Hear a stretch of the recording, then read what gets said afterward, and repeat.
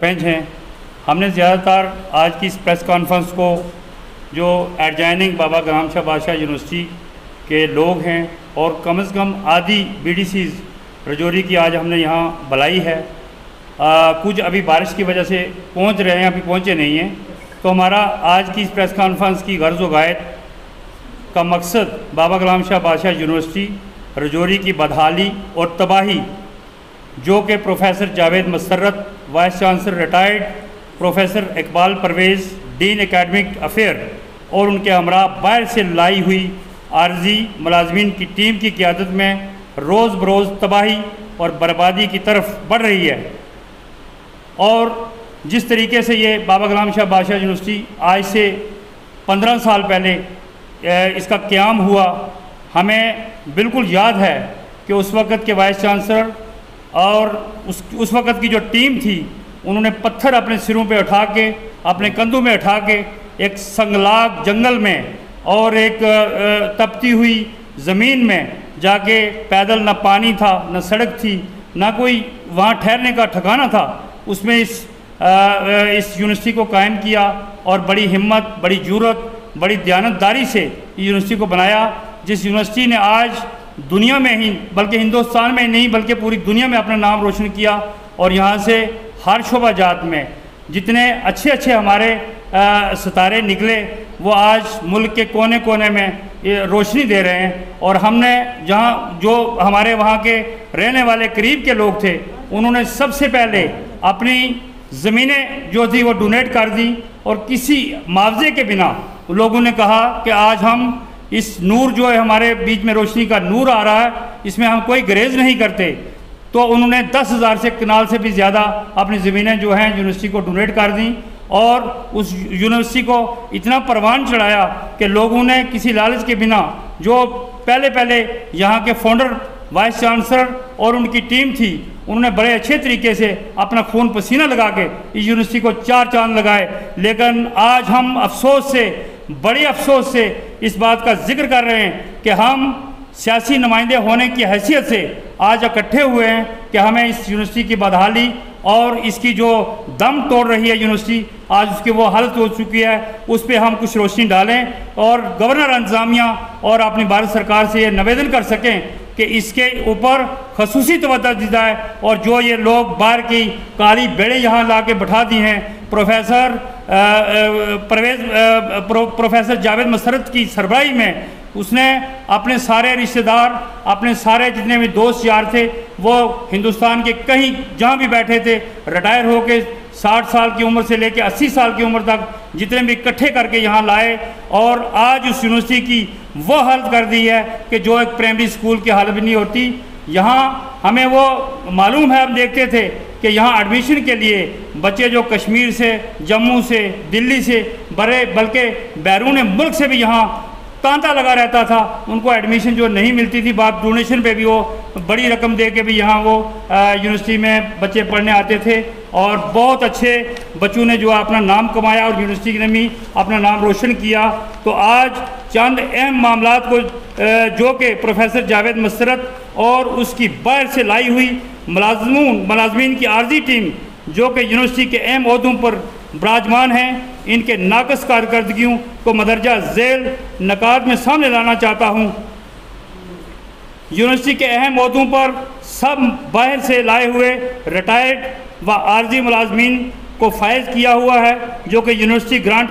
Commission UGC के कवानीन के सख्त खिलाफ है, क्योंकि UGC कवानीन के मुताबिक कोई भी एडमिनिस्ट्रेटिव या फाइनेंस पोजीशन पर सिर्फ़ और सिर्फ यूनिवर्सिटी का मुस्तकिल ऑफिसर ही फायज हो सकता है, जिसकी खिलाफ वर्जी करते हुए मौजूदा वाइस चांसलर ने अपने दोस्त व अकारब को फायज किया हुआ है, जिसकी वजह से यूनिवर्सिटी 2015 से लेकर 2020 ईस्वी वाइस चांसलर के अपनी मुद्दत में तबाही व बदहाली का शिकार हुई है। मदरजा बाला नुकात का वाज़ह सबूत इस बात से लिया जा सकता है कि vice chancellor professor Javed Musarrat ने अपनी बेटी को PhD की डिग्री दिलवाने के लिए एक सीनियर प्रोफेसर SK गुप्ता को डीन मैनेजमेंट के ओहदे से हटाकर अपने करीबी अजीज़ डॉक्टर सलीम को बाहर कॉलेज से मंगवाकर इस ओहदे पर फायज किया है, जो नहायत हैरान कुन बात है कि मज़कूरा शख्स ने 2.5 साल के अंदर अपनी बेटी को PhD की डिग्री अवार्ड करवा दी, जो कि कतई तौर पर किसी इतने बड़े अदारे के असूलों के शान के मुनाफी है। यूनिवर्सिटी के कॉलेज ऑफ इंजीनियरिंग और टेक्नोलॉजी के प्रोजेक्ट के 11 करोड़ 5 लाख रुपए का प्रोजेक्ट धांधलियों को शिकार परमानेंट प्रोफेसर प्रिंसिपल व डीन प्रोफेसर मोहम्मद असद को इस प्रोजेक्ट की खरीदो फरोख्त से बाहर रखकर प्रोफेसर इकबाल परवेज़ को, जो वाइस चांसलर जावेद मुसर्रत का करीबी साथी रहा है, खरीदो फरोख्त के इख्तियारात दिए गए, जिसमें बगैर टेंडर किए हुए सारी खरीद की गई, जिसका कि इस वक्त भी Jammu Kashmir anti corruption bureau में केस रवां दवा है। Professor Javed Musarrat vice chancellor की क़यादत में इसके मंजूर नज़र प्रोफेसर इकबाल परवेज़, जो कि इस वक्त रजिस्ट्रार था, 3 करोड़ रुपए की लाइब्रेरी किताबों की खरीद की, जिसमें कोई नेशनल लेवल की एग्जीब्यूशन कराए बगैर और बिना यूनिवर्सिटी की कानून की परवाह किए धांधली की गई है। ये केस भी एंटी करप्शन ब्यूरो में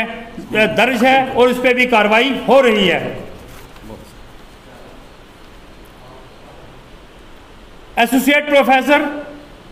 डॉक्टर अली असगर शाह को एक नहायत ही गनावनी हरकत का मुर्तकब था, जिसने एक तालिब इल्म लड़की को सेक्सुअल अब्यूज़ किया, जिसका कि इस वक्त के district magistrate doctor Shahid Iqbal Chaudhary DC Rajouri ने यूनिवर्सिटी अहकाम को एक CD के सबूत के तौर पर कार्रवाई के लिए सौंपा, लेकिन बदकिस्मती से प्रोफेसर परवेज़ इकबाल का रिसर्च स्कॉलर होने के नाते यूनिवर्सिटी अहकाम ने इस केस को गैर मियारी कमेटी के ज़रिए खुर्द-बुर्द किया, जो कि अजीम अदारा के कानून और असूलों के बिल्कुल बरक्स फैसला था। इस तरह के फैसले अजीम अदारा को हमेशा के लिए एक दाग लगा देंगे। यह मामला न सिर्फ यूनिवर्सिटी या रजौरी तक महदूद था, बल्कि जम्मू कश्मीर और पूरे मुल्क के अखबारात की सफ़ाए अव्वल पर छाया हुआ, जो कि नहायत काबिल मज़म्मत यूनिवर्सिटी का फैसला था। आज हम इस प्रेस कॉन्फ्रेंस के माध्यम से ये मांग करते हैं कि ऐसे प्रोफेसर, ऐसे वाइस चांसलर जिसकी मुद्दत पूरी हो चुकी है, इसको फौरी तौर पर अरेस्ट किया जाए और इसकी पावरें जो स्नैच की जाएं और इसके जो लटेरे साथ इसने लाए हैं वहाँ से उनका भी हिसाब किताब किया जाए, ताकि जाते जाते ये लोगों की और प्रमोशनें पैसे खा के और जितनी भी जहाँ लूट मार करना चाहता है उसको रोका जाए। और हम गवर्नर से ये अपील करना चाहते हैं इसकी पावरें स्नैच करके किसी और यूनिवर्सिटी के प्रोफेसर या वाइस चांसलर को इसकी पावरें दी जाएँ, ताकि हम जुल्म और तशद्दुद से बच सकें। मैं अपने दूसरे साथी से कहूँगा कि अगले पॉइंट वो भी रखें। दरबार साहब जो BDC चेयरपर्सन हेडक्वार्टर रजौरी थे, उन्होंने बड़ी तफसील से यूनिवर्सिटी में हो रही धांधलियाँ, कोताहियाँ, लापरवाहियाँ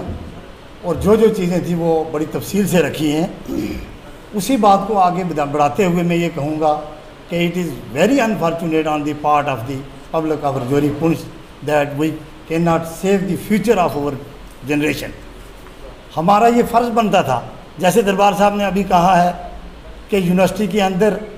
वो टीम लाई गई जिसका यहाँ दूर से कोई लेना देना नहीं है। हमारे यहाँ के लोकल अच्छे कॉम्पिटेंट जो पढ़े लिखे लड़के थे, जैसे अभी हमारे यहाँ शहर के हमारे ही जरी साहब जो रजिस्ट्रार यूनिवर्सिटी में आए, जब उन्होंने ये हालत देखी इतना वो परेशान हुए कि उनको मजबूरन यहाँ से छोड़ना पड़ा। ये it is the primary duty of the public of Rajouri Poonch. ये हमारी ड्यूटी बनती है कि जहाँ हम इस किस्म की कोई कोताही, लापरवाही और अपनी फ्यूचर जनरेशन जो है उसका हम वो बर्बादी देखें तो हम चुप ना बैठें। जैसे इन्होंने कहा, इसी तरह with the conspiracy of Parvez Iqbal professor along with the vice chancellor, उन्होंने मोहम्मद असगर जो परमानेंट प्रोफेसर थे हमारे यहाँ यूनिवर्सिटी के और यहाँ के लोकल थे, एक वाइस परमानेंट प्रोफेसर को यहाँ से हटाया। इसलिए हटाया और दिल्ली से एक प्रोफेसर को यहाँ आसिफ इकबाल को ला के यहाँ इंजीनियरिंग कॉलेज का प्रिंसिपल बनाया गया, ताकि जो करोड़ रुपए का मुकदमा जो इन पर विजिलेंस में चल रहा है उसको खुर्द-बुर्द किया जा सके। और उसके अलावा ये मैंडेटरी है कि जब आप कोई अपॉइंटमेंट करते हैं, जब नई तैनाती करते हैं, तो वहाँ परमानेंट प्रोफेसर का होना ज़रूरी है, तो परमानेंट प्रोफेसर जो थे वो मोहम्मद असगर जी थे, उनको यहाँ से रिमूव ही नहीं किया, बल्कि उनको मुअत्तल कर दिया गया ताकि अपनी मनमर्जी से यहाँ अपॉइंटमेंट की जा सके, यहाँ अपनी मनमर्जी से उन लोगों को लाया जा सके। टेम्परेरी लोग हैं, रिटायर्ड लोग हैं, जब उनका कोई लेना देना नहीं है। और फिर मैं आपको ये बताता चलूँ कि no person above the age of 65 year can hold the post of finance, और it is astonish to know that a person above the age of 80 year he is holding the charge of finance department. He cannot even move, he cannot even stand, even then he is in charge of the finance department. और already उसके ऊपर मुकदमा जो है वो चल रहा है एंटी करप्शन ब्यूरो में। और क्या उसके अलावा कोई और आदमी ज्वारी पुंछ या जम्मू कश्मीर में यहाँ अवेलेबल नहीं है? इसलिए लगाया गया कि ताकि फाइनेंस डिपार्टमेंट की जो धांधलियाँ हैं वो as per the direction of the honourable vice chancellor जो हैं वो चलती रहेंगी। ये बड़ी बदकिस्मती की बात है। इतना ही नहीं, नेक की जब ग्रेडिंग हुई है इस बार आप देखें, शर्म की बात है कि इतना पैसा खर्च करने के बावजूद बाबा गुलाम शाह बादशाह यूनिवर्सिटी का बी ग्रेड आया है। जैसे कि आज की जो प्रेस कॉन्फ्रेंस है ये बाबा गुलाम शाह बादशाह यूनिवर्सिटी की जो उसके अंदर मिसमैनेजमेंट है उसके लिए लेके हो रही है। नो डाउट कि बाबा गुलाम शाह बादशाह यूनिवर्सिटी एक बहुत प्रेस्टिजियस इंस्टीट्यूशन है। आने वाले टाइम में ये वर्ल्ड की टॉप यूनिवर्सिटीज़ में होगा, क्योंकि टोपोग्राफी इस यूनिवर्सिटी की बहुत अच्छी है। और इससे पहले यहाँ पे जो क्वालिटी एजुकेशन है वो भी दी जाती थी, मगर इन दिनों पिछले 3-4 साल से जो बाहर से कुछ स्टाफ आया है उन लोगों ने यूनिवर्सिटी को अपनी टेस्ट के लिए, अपनी पॉकेट्स के लिए यूनिवर्सिटी के अंदर काफ़ी गलत स्टेप्स लिए हैं। जिन लोगों ने आज से जो 15 साल पहले जब हम लोगों ने ये दे छामलाट ज़मीन थी, जब ये ज़मीन दी गई, जब हमारे साथ जो उस टाइम हमारे साथ जो इन्होंने वादे किए, अगर आज भी वो मिनट्स आप खोल के देखेंगे उन मिनट्स में आप पाएंगे कि यहाँ के लोगों को फ़ी कंसेशन है, यहाँ की जो रिक्रूटमेंट होगी उनमें इन लोगों को जो है वो ज़्यादा तरजीह दी जाएगी। जैसे कि हमने आज तक देखा है कि वहाँ पे ड्राइवर, PN 4th क्लास जो लोग हैं वो भी उस इलाके के नहीं लग रहे हैं। जिन लोगों ने ज़मीनें दी हैं आज उस PWD ने आज तक उन लोगों को न रोड का मुआवजा दिया है न दे छामलाट का। हमारे इंसेस्टर्स माल मवेशी का काम करते थे, उस जंगल में रहते थे, ज़मींदारी करते थे, मगर आज की डेट में वो ज़मीन भी हमने दे दी, ना कोई मुलाजमत है, और बाहर के लोगों ने डिक्टेटरशिप मिला के रखी हुई है। अगर बाबा गुलाम शाह बादशाह यूनिवर्सिटी का गेट बंद हो जाता है तो वो बंद हो जाता है, कोई नहीं उसे खुला पाता। हम चाहते हैं the government is by the people, for the people end of the people है। अगर ये हमारे लोगों की ज़मीन, हमारा पैसा, और हमें इतना ज़्यादा ये बेवकूफ़ क्यों बना रहे हैं? हम चाहते हैं जो भी इनने ये जो हमारा पैसा, हम किसी को वहाँ से नहीं लेके जाने देंगे। ये बाबा गुलाम शाह बादशाह का पैसा है, वो भी हमारा पैसा है, उस पैसे का प्रॉपर हिसाब किताब होना चाहिए। और जो लेफ्टिनेंट गवर्नर की एडमिनिस्ट्रेशन है उसे इंटरवेन करना चाहिए। ये कोई यहाँ पे लोग रहते हैं और ये हमारा इंस्टीट्यूशन है, हम इसे बढ़ाना चाहते हैं। हम इसकी जो कमज़ोरी हम बर्दाश्त नहीं कर पाते। Thank you. करने का हमारा जो मकसद है, अहम मकसद, वो जो यहाँ के इस यूनिवर्सिटी के वाइस चांसलर 2015 में जो यहाँ पे इनकी क़यादत से लेकर आज 2020 तक जो उनके सरपरस्ती में ये यूनिवर्सिटी का सिलसिला चल रहा है।